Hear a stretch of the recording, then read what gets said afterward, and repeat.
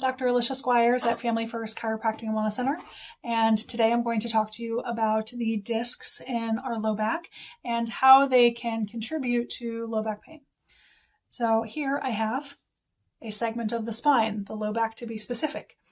So we can see there are two bones here, and then in between the bones is a disc. So there's a disc at every single level in between all the bones. So you can see how tall and thick and juicy the disc is. And the sides of the disc are pretty much flush with the sides of the bones. Now, when we look at the disc from the top, there are two sections to it. The outside section is the annulus fibrosus. So this is made up of flexible cartilage. So we have movement, but we also have structure. So we can move and bend and twist, but then we can stand upright like we're supposed to be. And then the inside of the disc, so this is the nucleus pulposus. So think of this like the jelly center of a donut. So the jelly is on the inside, and then the outside of the disc is the crust, so to speak. So this is normal. This is what we want. When this starts to break down due to a lot of different things, whether it's trauma or stress or an accumulation of lifestyle choices, whether it's smoking, drinking, caffeine, lack of movement, a lot of different things can feed into this. We start to get extra pressure through the spine, and then the disc will actually start to squish and become more flat. And we can see that here. So we can see the difference between this one and our first example. So we see the size of the disc. So we got a big juicy disc on this side. We have a thinner, not so thick and juicy disc on this side. And then as it's becoming compressed, the edges of the disc are actually starting to go past the edges of the bones. And that's all the way around.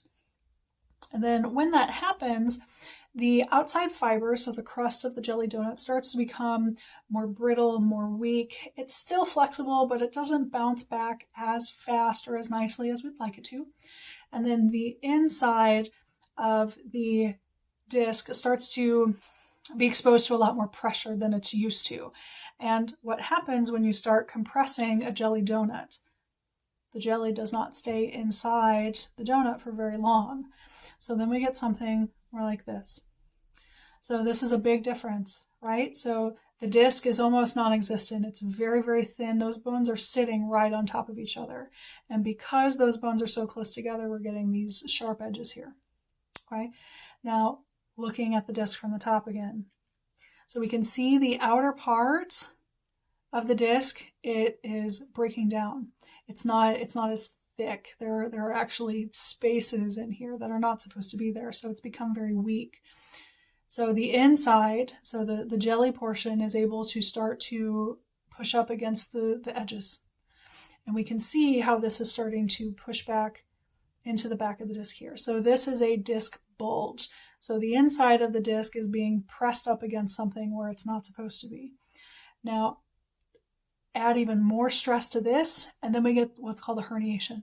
And so the inside of the disc, where is it? Here it is, actually leaves the disc entirely. Now, that's a problem because look here, this little yellow thing here, and this one here. These are the nerves. They come out of your spine on both sides, and they go to all your muscles, tendons, ligaments, joints, organs. They go to everything. And this herniation is pushing up against that nerve. So that pressure up against the nerve is when we start to get pain, we start to get problems, muscle spasms, we get sharp shooting, stabbing, radiating pain, usually down the legs into the feet because of a disc issue. Now, disc issues do not happen overnight, so these are breaking down over a long period of time, unless there's trauma. There's always an exception with trauma, but when it's not trauma, it's an accumulation of a lot of other things. It's so important to take care of our spines and take care of our discs when we're young, when they're still hydrated, when they're still healthy. It's much easier to keep them there than trying to recover from a bulge or a herniation. You only get one spine. You might as well take care of it. Let me know if you have any questions about discs. Thank you so much for watching.